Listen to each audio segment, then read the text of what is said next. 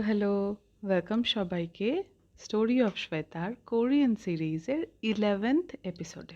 Last এপিসোডে আমরা দেখেছিলাম আমাদের নায়িকা হেইন তার যে অসুস্থতা রয়েছে, ব্রেনের টিউমার যেটা রয়েছে, সেইটার ব্যাপারে প্রেস কনফারেন্সে দাঁড়িয়ে জানিয়েছিল, মানে সকলকে জানিয়েছিল। প্রেস কনফারেন্স মানেই বহু মানুষ সেটা দেখছেন এবার আর কি। ও এত বড় একটা কোম্পানির সিইও পদে ছিল, ফলে সমস্ত দেশে আর কি খবরটা ছড়িয়ে গেল।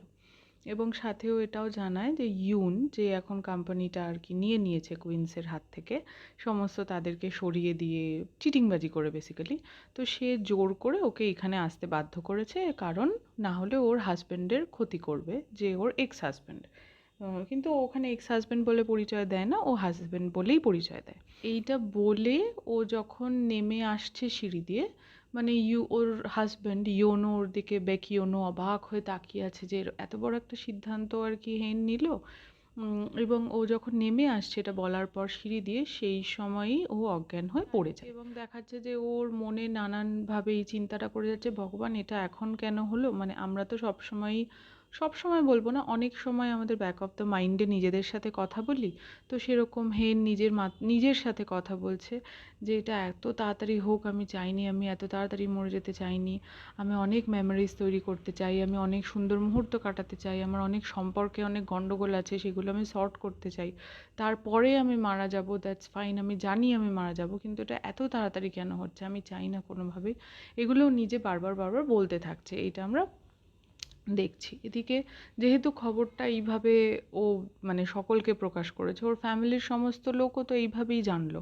তো যেখানে ইয়োনোর বাড়িতে, গ্রামে ওরা রয়েছে ইয়ংতুরিতে, সেখানেও সবাই মোবাইলে মোবাইলে দেখতে পাচ্ছে, ছুটে ছুটে গিয়ে দেখছে যে ও এরকম একটা কথা, মানে এই অসুস্থতার কথাটা আর কি সবাই জানতে পেরেছে। সো সবাই প্রচণ্ড পাজলড, যা হয় মানে কেউ যদি হঠাৎ জানতে পারে কারোর মেয়ের, কারোর বৌমার, তোমার ক্লোজড ওয়ান, তোমার ফ্রেন্ড, তোমার বস, কারোর একটা ব্রেন টিউমার হয়েছে এবং সে বেশি দিন বাঁচবে না, তার কাছে 3 মাস মাত্র সময় আছে, সো অবভিয়াসলি ওটা একটা অনেক খারাপ আর কি একটা প্রেশার দিয়ে যাবে। তো সবাই প্রচণ্ড ভেঙে পড়েছে, ওকে তো হসপিটালে নিয়ে গিয়ে ইয়োনো ভর্তি করেছে, সেখানে খুবই রেস্ট্রিকশন দিয়ে ওকে রাখা হয়েছে, ইয়োনোকে পাশ থেকে সরিয়ে দেওয়া হয়েছে। ফ্যামিলির সমস্ত লোক এক এক করে আসছে, হেইনের বাবা মা ভাই, ওরা সবাই তো একসাথে ছিল। ইয়োনোর মানে ইয়োনোর বাবা মা, মানে যারা ওর শ্বশুর শাশুড়ি যাদের বাড়িতে ওরা রয়েছে, সকলে এসে প্রচণ্ডভাবে ভেঙে পড়ছে। হেনের বাবা স্পেশালি, একটা অংশে দেখা যায় ওনার তেমন একটা কখনোই ক্যারেক্টারটা না মানে ফুটে ওঠে না খুব বেশি, যে উনি কখনো রোল নিচ্ছেন কোনো অংশেই তা নয়, কিন্তু এই অংশটায় খুব দেখায় যে উনি প্রচণ্ডভাবে ভেঙে পড়েছেন। ওনার হেনের সাথে কাটানো ছোটবেলার সময়, হাউ হেন ওয়াজ, এগুলো মনে পড়ছে, এবং হি হ্যাজ ব্রোকেন ডাউন আ লট, প্রচণ্ড ভেঙে পড়েছে আর কি। এবার হেনের সাথে হেনের মায়ের সম্পর্কটা খুব একটা ভালো নয়, মানে হেনের ভাইকেও যতটা ভালোবাসেন ওর মা, হেনকে কিন্তু ততটা আগলে নেন না, সবসময় হ্যাঁ তুমি তো জানো, তুমি তো পারো, এরকম টাইপের একটা হয়, ও ঠিক সামলে নেবে, ও ঠিক করে নেবে। এবার সেইটার একটা বিস্তারিত কারণ আছে, এটা আমরা নানান অংশে ছোট ছোট করে দেখতে পাই আর কি থ্রু আউট দ্য সিরিজ। আমি মনে হয় আগে বলিনি এই বিষয়টা বড় করে কখনো। সেটা হলো হেনের, মানে ওরা 3 ভাই বোন ছিল, একটা দাদা ছিল, তারপরে হেন, তারপরে হচ্ছে সুচল ভাই। এবার সে অনেক ছোটোবেলায়, যখন ওদের সব স্কুলে পড়ার মতন বয়স আর কি, 3-4-এ পড়া, এইরকম সময় ওরা সুইমিংয়ে যায় একটা সময়, মানে দুজন ছিল সেখানে, হেনের দাদা এবং হেন, হয়তো সুচল তখনও হয়নি, দ্যাটস নট ক্লিয়ার, সেইটা সেই সময়ের ঘটনা। ওই সময় ওরা সুইমিং করতে গিয়ে, এবং ওটা সুইমিং পুল নয়, that was a river I guess, মানে আরও অনেকে সুইম করছে কিন্তু দ্যাটস নট পুল, ওটা একটা প্রাকৃতিক। সেই সুইমিং করতে গিয়ে হেন জলে ডুবে যাচ্ছিল একটা জায়গায় একটা সময়, এবার দাদাটা বাইরে ছিল আর কি, সে ঝাঁপ দেয় জলে, এবং দিয়ে হেনকে বাঁচিয়ে আনে। এবার হেনকে তো সে বাঁচিয়ে ঠেলে তুলে দেয়, কিন্তু তারপরে সে আর উঠে আসে না, মানে হেনকে নিয়ে তখন সবাই খুব পাজলড হয়ে যায়, ওকে আর কি ওই যে সিপিআর দিচ্ছে, দিয়ে ওর জলটা বার করার চেষ্টা করছে, করে হেন হুঁশে ফিরে আসে, কিন্তু ওর দাদা আর ফেরে না, সে মানে একটু পরে হঠাৎ খেয়াল হয় যে আরেকজন বাচ্চা সে কোথায় গেল, সে কোথায় গেল বলে খোঁজাখুঁজি করতে থাকে, কিন্তু তাকে আর পাওয়া যায় না। ফলে এইভাবে ওর দাদাটা মারা যায়, মানে সে জলে ডুবে মারা যায় আর কি। তার ফলে হেনের মার মনের মধ্যে একটা অদ্ভুত জায়গা তৈরি হয়েছিল যে হেনের জন্যই হয়তো ওর দাদা মারা গেল। একটা কেওস হয়েছিল, একটা অন্য ছেলে এসেছিল হেনকে তুলতে, ওর দাদাটা ওদিকে ডুবে গেছে, মানে এরম একটা হচ্ছিল নানান কিছু। মানে দাদাটা হেনকে তুলতে হয়তো পারে না, দাদা নিজে ডুবে যায়, আবার অন্য আর একটা ওই বয়স্ক ছেলে এসে হেনকে তুলেছিল। এবার সে বারবার ইউন আর কি, যে মিস্টার ইউন, সে বারবার দাবি করে যে সে ওই এলাকায় ছিল, সে দৌড়ে এসে হেনকে জল থেকে ডুবিয়ে তুলে ওর প্রাণ বাঁচিয়েছিল। এইটা হেনকে বলে ওর কাছে একটা জায়গা নেওয়ার চেষ্টা করে। এবার সেটা ইউন ছিল নাকি কে ছিল, মানে আমরা এখন অবধি দেখি যে ইউনই তুলেছিল, কারণ ও বারবার এই গল্পটা বলে যে ও এইভাবে ওর প্রাণ বাঁচিয়েছিল। সো এই যে ঘটনাটা, এটার পরের থেকেই হেন এবং তার মায়ের মধ্যে একটা দূরত্ব তৈরি হয়। ছোট থেকে মানে তারপরের থেকে যখনই ওর মায়ের কাছে জায়গা চেয়েছে, কোনো আবদার করেছে, ওর কোনো কষ্টের কথা বলেছে, মানে একটা একটা গ্যাপ হয়ে গেছে আর কি। ইভেন এই অসুস্থতার পরেও যখন হেন বলেছে আমার সাথে কিন্তু অনেক বড় ঘটনা ঘটছে, অনেক বড় সমস্যার মধ্যে আমি রয়েছি, মানে ইন্ডিকেশন হেন বারবার দিয়েছে, কিন্তু হেনের মা কিন্তু কখনো সেটাকে জাস্ট ধরেনি। মানে এখন ওনার ওই কথাগুলো মনে পড়ছে এবং উনি প্রচণ্ড গিল্ট ফিল করছেন, এবং উনি বলছেন যে মানে আমি ওর মা হয়ে আমি জাস্ট জানি না আমার মেয়ে এত কঠিন একটা সমস্যা ফেস করছে এত দিন ধরে। মানে তার হাতে আর 3 মাসের বেশি সময় নেই, তার কোনো চিকিৎসা নেই, মানে এত খারাপ অবস্থা, এবং আমি তার মা হিসেবে কিছু জানি না। ফলে মানে আমি কতটা আনসাকসেসফুল আর কি, আমি কি মায়ের কর্তব্য পালন করেছি, এই জায়গাটা থেকে উনি খুবই আর কি কষ্টে আছেন, কান্নাকাটি করছেন। তো হেন যখন বেরিয়ে আর কি ফেরত যাচ্ছে নার্সিংহোম থেকে, যখন ও ছুটি পেয়েছে, সেই সময় ওর মায়ের সাথে আর কি প্যাচ আপ হয়, ওরা একসাথে কথা বলে, কান্নাকাটি করে, যেটা হয় ইমোশনগুলোর ব্রেকডাউন হয় এবং ওদের সম্পর্কটা ঠিক জায়গায় আসে। এবং এর পরের থেকে আমরা দেখতে পাই হেনের একটা সম্পূর্ণ আলাদাই রূপ, মানে যে ভীষণ সেন্সিবল, যে ভীষণ নিজেকে রেকটিফাই করতে চায়, নিজে আগে কি ভুলগুলো করেছে সেগুলোকে চোখের সামনে দেখতে পায়, এবং নিজেকে শুধরানোর চেষ্টা করছে প্রতি মুহূর্তে, অন্য রকমভাবে জীবনটাকে দেখছে, সম্পর্ক অন্য রকমভাবে দেখছে, ইভেন বিজনেসটাকেও সে অন্য রকমভাবে দেখছে। এর পরবর্তীতে যখন সুস্থ হয়ে, যদিও সুস্থ হয়, যদি জয়েন ব্যাক করে, তাহলেও যে কাজগুলো করবে, যে সিদ্ধান্তগুলো নিচ্ছে, সেগুলোও একেবারে আলাদা।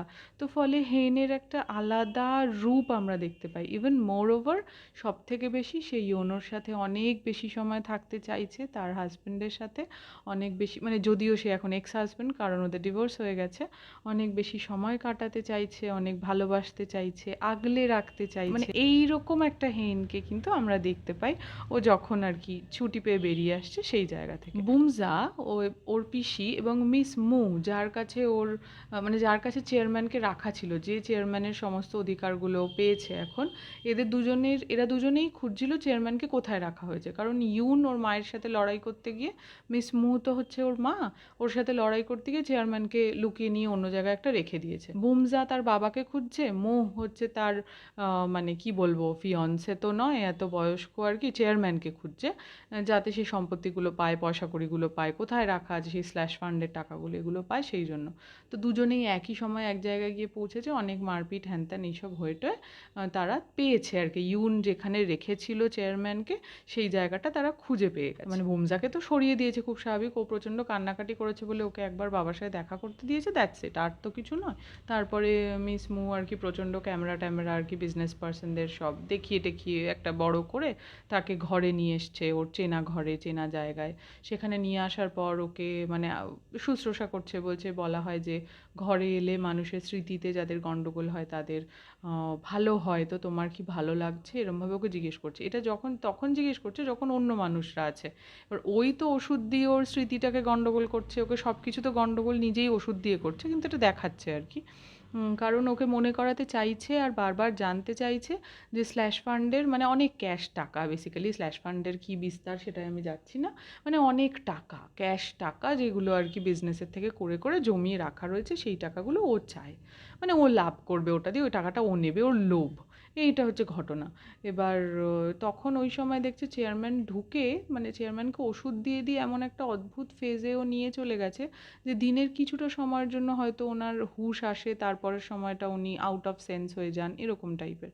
তো দেখছে যে উনি যে চেয়ারটায় বসেছিল ওরা যখন ওনাকে ওষুধটা দিয়ে ও ওরকম প্যারালাইজ করে দিয়েছিল, সেই জায়গাটার দিকে তাকিয়ে কিরকম একটা অস্বস্তি পাচ্ছে যেন উনি।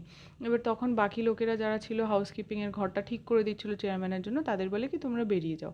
এবং বেরিয়ে যাওয়ার পরে ওর সেই রূপটাকে, ও মানে খারাপ রূপটা যেটা, সেটা ধরে তখন জিজ্ঞেস করে ওকে যে কি তোমার কি মনে পড়ছে চেয়ারটা দেখে, আমি তোমাকে এখানে এইটা করেছি, সবই তো মনে পড়ছে অল্প অল্প, এটাও মনে করে বলো কোথায় তোমার স্ল্যাশ ফান্ডের টাকাগুলো রেখেছো, সেগুলো আমার দরকার, আই নিড দেম, মানে এরকম একটা, ও ওর সাথে এরকম ব্যবহার করছে। আর বুমজা ওই ইনভেস্টিগেশনের জন্য তো স্পাই লাগিয়ে রেখেছে, তারা ড্রোন দিয়ে এ দিয়ে ও দিয়ে ঘরের মধ্যে দেখার চেষ্টা করছে যে ওর সাথে কীরকম ব্যবহার করছে, এরকম এরকম। এবার মিস্টার ইউন দেখাচ্ছে যে এসেছে এবং বলছে যে কেন তুমি আমাকে ফোন করে ডেকেছো। তখন ও বলছে যে আমি জানি তুমি খুবই সমস্যার মধ্যে আছো। তো বলছে আমি সমস্যার মধ্যে আছি জেনেও তোমার আমাকে ডাকার কারণ কি আমি তো বুঝতে পারলাম না। এবং ও বারবার বোঝাতে চাইছে যে তোমার পাশে কেউ না থাকলেও কিন্তু আমি আছি, মিস্টার ইউন আর কি, যে এরা কিন্তু কেউ ভালো নয়, আমি তোমাকে কলেজ ডেজের থেকে এত ভালোবাসি, আমি তোমাকে এত কিছু করি, সো আমি পাশে আছি। এবং মানে হেন মানে আরও প্রিসাইজভাবে এবং ক্লিনভাবে জানিয়ে দেয় যে দেখো আমি কোনোভাবেই আর কি তোমার সাথে যে থাকতে চাই না, এবং আমি যে তোমাকে এই বিপদটায় ফেলেছি, টোটাল ইন্ডাস্ট্রির সামনে আমি তোমার মুখ পুড়িয়েছি, তুমি যে আমাকে ফোর্স করেছো, তুমি যে এই অন্যায়গুলো করছো, এটা যেমন আমি সমস্ত লোককে বলে দিয়েছি, তুমি যদি আমার সাথে আরও খারাপ করো আমি কিন্তু এই ধরনের কাজই করব, ফলে তুমি অকারণ এই জিনিসটা করো না। এটা খুব ক্লিয়ারলি হেন বলে দেয় এবং সেটা বলার জন্যই ওকে ডেকেছিল। এবার ডেকে ওদিকে হেন আছে, এদিকে ইউনোর সাথে ইউনের ফেস টু ফেস হয়। ইউন কি করে, ইউনোকে টাকা অফার করে, মানে এরকম একটা পরিস্থিতি যখন ও নার্সিং হোম থেকে ওর বউকে নিয়ে বেরোচ্ছে, সেই সময় ইউন এসে ওকে টাকা অফার করে যে আমি তোমাকে টাকা দেবো, তোমার কাছে সাথে তো এখন আমার আর কোনো পর্দা নেই এই ধরনের কথাবার্তা বলার, so we are like open, আমি জাস্ট চাই তুমি হেনের জীবন থেকে সরে যাও, আমি হেনের হাজব্যান্ড হব, আমি হেনের বেস্ট ফ্রেন্ড হব, মানে বেস্ট আর কি মানুষ হব যে লাইফের, সো তুমি সরে যাও এবং তার জন্য তুমি কত টাকা নেবে বলো। এবং এতে প্রচণ্ড ইওনো রেগে যায়, খুব স্বাভাবিক, ওদের মধ্যে একটু হাতাহাতি হয় এবং এই আর কি, এই সব হয়। এদিকে দেখা যাচ্ছে যে গোটা ফ্যামিলি খুব সুন্দর একটা সময় কাটাচ্ছে, তারা একসাথে খেতে বসেছে, মানে হেনের বাবা মা, ইওনোর বাবা মা এবং ফুল ফ্যামিলি একসাথে খেতে বসেছে। তারা চিন্তা করছে, মানে আলোচনা করছে যে হেনের আগের যখন টেস্ট হয়েছিল তখন কত ছিল, এখন কত আছে, তাহলে কতটা বেটার হয়েছে, ওর কী ধরনের খাবার খাওয়া উচিত, কী ধরনের লাইফস্টাইল করা উচিত, যেটার সবাই ওরা মানে খেয়াল রাখবে আর কি। হেনের মা বলছে আমি ওর এই প্রোটিন ইনটেক, ওর ডায়েটের খেয়াল রাখবো, কাউকে এটা নিয়ে চিন্তা করতে হবে না, মানে সবাই খুব জেনুইনলি কেয়ার করছে আর কি। ইওনো হেন পাশাপাশি বসে আছে, ওকে খাইয়ে দিচ্ছে, ওর মুখ মুছিয়ে দিচ্ছে, সবাই ওর খেয়াল নিচ্ছে এবং হেন ইজ সো হ্যাপি। অ্যান্ড ও কোনো দিনই তো এরকম ফ্যামিলি মোমেন্টটা ফিল করেনি, না তো ওর ফ্যামিলিতে, আর শ্বশুরবাড়িতে তো কোনো প্রশ্নই নেই, ও আসেইনি কখনো। সো ওর খুবই একটা অন্যরকম ফিল হচ্ছে, অ্যান্ড দ্যাটস গুড, মানে খুবই পজিটিভ, খুবই ভালো, খুবই সুন্দর একটা ফিল হচ্ছে এবং ওরা খুব ভালো আছে। এটা তো গেল ফ্যামিলির পার্ট। তার সাথে আমরা এটাও দেখি যে ইওনোর সাথে ও নানান জায়গায় বেড়াতে যাচ্ছে, খুবই সুন্দর মোমেন্ট ওরা একে অপরের সাথে কাটাচ্ছে এবং কোম্পানিকে রক্ষা করার জন্য, মানে দুজনেরই তো উদ্দেশ্য কোম্পানিটার যাতে ভালো হয়, কোম্পানিটা যাতে এই এদের হাত থেকে বেরিয়ে আসে সেটার জন্য কাজ করা। সো ওই স্ল্যাশ ফান্ডের যে জিনিসপত্র সেগুলোকে খুঁজে বার করা, এবং হেনের যে পিএ ছিল না, মানে যখন ও সিইও পদে চাকরি করতো, সেই পিএর সাথে কিন্তু হেনের খুব ভালো যোগাযোগ আছে, মানে ও যদিও এখন মিস্টার ইউনের আন্ডারে চাকরি করে, কিন্তু ওর সাথে এর মানে যেহেতু একদম বস এবং তার পিএর যে কানেকশনটা সেটা খুব সুন্দরভাবে আছে। ও এসে নানান রকমভাবে হেনকে জিনিসপত্র আর কি দিয়ে যাচ্ছে, দেখা করছে ওর সাথে, মানে ওকে সাহায্য করছে বেসিক্যালি, যাতে ওরা এই সমস্যাটা থেকে গোটা কোম্পানিটা বেরিয়ে আসতে পারে। সব মিলিয়ে একটা বেশ সুন্দর ফেজ এইখানটায় চলছে। এবার আর একটা জিনিস আমরা দেখতে পাই, বুমজাও তো এখন গোটা ফ্যামিলির সাথে ইয়ংতুরি ভিলেজে আছে। তো সেখানে একটি ছেলে যে একটু বয়স্ক, তার বিয়ে হয়নি, তার একজন অসুস্থ মা আছেন তার সাথে, বুমজা তার প্রেমে পড়ছে আর কি। খুব সুন্দর সুন্দর কিছু মোমেন্টস তৈরি হচ্ছে, বুমজা লজ্জা পাচ্ছে, বুমজাকে সে আর কি ব্লুবেরি গিফট করেছে, বুমজা তার বাড়ির বাইরে থেকে ওই ছেলেটি বলবো না, লোক বলবো, কারণ বুমজাও তো একটু বয়স্ক, লোকটিও বয়স্ক। লোকটি একটি খাটিয়ার ওপরে শুয়ে শুয়ে একটা বই পড়ছে আর কি। তো বুমজা বাইরে থেকে দেখছে যে ওই শার্টলেস হয়ে রয়েছে, আমার সামনে চলে এসছে। এবার আমি কী করে, মানে বাটারফ্লাইওয়ালা মোমেন্টগুলো যেটা হয়, ওর মনটা ভালো লাগছে, এটা ওটা, এসব সুন্দর একটা বেশ মিষ্টি মধুর মানে মুহূর্ত কাটছে। এবং এখানে আমরা দেখতে পাই যে সে হচ্ছে খুবই, সে কোনো চাকরি করে না, সে কোনো কাজ করে না, তার ফার্ম আছে, সে সেই ফার্মিং করে, মুরগি পোষে, সেটা নিয়েই তো সে তার লাইফ চালায় এরকম। এবং বুমজা যখন ওকে বলতে চায় যে কেন তুমি করো না, মানে আমি তো এটা ওটা সেটা, তুমি না করলে তোমার লাইফ কী করে চলবে, কী করে বেটার হবে, হেন তেন, ও তখন বলে না, আমার লাইফে পিসটাই সব থেকে ইম্পর্ট্যান্ট, আমার কোনো কিছুর অভাব হচ্ছে না, আমি খুব শান্তিতে সুখে আছি আমার মাকে নিয়ে, সো আমি এটা থাকতে চাই। বলে তুমি কি দেখবে আমার কত ফ্রেশ ব্লুবেরি আমি চাষ করেছি আর কি, আমার জমির, আমার নিজের হাতে তৈরি করা, বলে ওকে 1 প্যাকেট ব্লুবেরি দিয়েছে। তখন বুমজা আবার বলছে আমি জানি তুমি, আমি কখনো কাউকে দেখিনি কেউ কাউকে ব্লুবেরি দিয়ে তার মনের কথা বলতে চায়। মানে বুমজা লোকটাকে প্রচুর অপশনস দিচ্ছে আর কি, ও যে ওর ভালোবাসায় লাট্টু হয়ে গেছে এটা বোঝানোর জন্য মানে হাজার হাজার অপশন দিচ্ছে, কিন্তু ছেলেটা প্রতিবার যে সেগুলো সব নিচ্ছে বা স্বীকার করছে তা নয়। তো যাই হোক, এরকম একটা চলছে ওদের মধ্যে সুন্দর একটা ব্যাপার, যেটা প্রতিটা এপিসোডে আমরা অল্প অল্প করে দেখতে পাবো। এদিকে দেখা যাচ্ছে হলো হেন নানান অছিলা ইয়োনোর সাথে সময় কাটাতে আসছে। ওর সেই ভাঙা একটা হেয়ার ড্রায়ার আমরা অনেক আগের সিনে দেখেছিলাম, অনেক আগের একটা এপিসোডে, সেই ভাঙা হেয়ার ড্রায়ারটা নিয়ে এসছে ইয়োনোর কাছে, এসে বলছে এটা আবার কাজ করছে না, তুমি কি আমাকে প্লিজ হেল্প করবে, কি করে কাজ করবে, তুমি খুব ভালো পারো, বলে ইয়োনো ওকে করে দিচ্ছে। এবং ইয়োনো যখন বলছে যে আমি তাহলে একটা নতুন হেয়ার ড্রায়ার কিনে দেবো, কারণ সেটার তো তোমার প্রয়োজন, ও বলছে যে কেন, কি দরকার, নতুন হেয়ার ড্রায়ার হলে তো আর তুমি করে দেবে না, তুমি বেশ ভালোই করো, তোমার প্রফেশন হিসেবে তুমি এটাকে দেখতে পারো। মানে ভালোবাসার মুহূর্ত, সুন্দর মুহূর্ত, যেটাতে একে অপরের সাথে সুন্দরভাবে সময় কাটাচ্ছে। এবার দেখা যাচ্ছে একটা জায়গায় হেন আর ইয়োনো মিলে গেছে, যেখানে ওরা এই সব আর কি বিজনেসের খোঁজপাতি, কোথা দিয়ে ওরা টাকা ফ্রড করেছে কি এইসব খোঁজ করতে গেছে। তো সেইখানে বৃষ্টি পড়েছে হঠাৎ করে, এটা রাত্রিবেলার মতন সময় বৃষ্টি পড়েছে। তো হেন বলছে যে, ইয়োনো বলছে তুমি এখানটা দাঁড়াও, বলে ওকে কোটটা গায়ে দিয়ে দিয়েছে, বলছে তোমার এখন ভেজা ঠান্ডা লাগা কোনোটাই উচিত নয়, তুমি এখানটা দাঁড়াও, আমি গাড়ি নিয়ে আসছি। তো হেন খানিকক্ষণ দাঁড়িয়ে আছে, দাঁড়িয়ে থেকে ও রাস্তাটা এরকম উবু হয়ে বসে পড়েছে, ওর মাথাটা কিরম ঝিম মতো ধরে। ও এর আগের একটা সময় ওই যখন হেয়ার ড্রায়ার দিয়ে চুল শুকোচ্ছে, তখন হেন আবার ওকে বলছে আর একটা সময়ের কথা, মানে আগের একটা সময় যখন হেনের মেমোরি লস আর কি হয়েছিল, ও ভুলে গেছিল কোন সময় ও কোথায় আছে, মাঝখানের একটা সময় কোথায় চলে গেল ও ভুলে গেছে, মানে এই কথাগুলো হেন মানে শেয়ার করছিল ইয়োনোর সাথে। তো ইয়োনো রিয়েলাইজ করছে সত্যি এইভাবে ওর মানে বারবার ব্ল্যাক আউট হচ্ছে, ওর মেমোরি চলে যাচ্ছে, এটা খুবই চিন্তার আর কি ও মনে করছে। আর হেন বলছে এভাবে কখন যে আমি কোন বিপদে পড়বো আমি বুঝতে পারছি না, এরকম একটা মানে ওই সময়টা এই আলোচনাটা ওদের মধ্যে হয়েছে। তো ব্যাক টু আমি যেটা বলছিলাম, এবার বৃষ্টি পড়ছে, হেন ওখানটা উবু হয়ে বসে পড়েছে, কিরকম একটা হ্যালু মতন ওর মাথাটা লেগেছে, উবু হয়ে বসে পড়েছে, বসে আছে। এবার দেখছে যে ইয়োনো এসছে, ইয়োনো এসে ওর মাথায় ছাতা দিয়েছে, ছাতা দিয়ে বলছে এ কি হেন, তুমি এখানে, তুমি কেন বসে আছো, এসো গাড়িতে চলো। তখন হেন তাকিয়ে বলছে যে ও তুমি গাড়ি নিয়ে চলে এসছো, চলো গাড়িতে, কিন্তু আমার না খুব খিদে পেয়েছে, আমরা কি কোথাও খেতে যাব? তখন ইয়োনো বলছে হ্যাঁ ঠিক আছে আমরা খেতে যাব, কিন্তু আগে চলো বৃষ্টি পড়ছে, গাড়িতে চলো।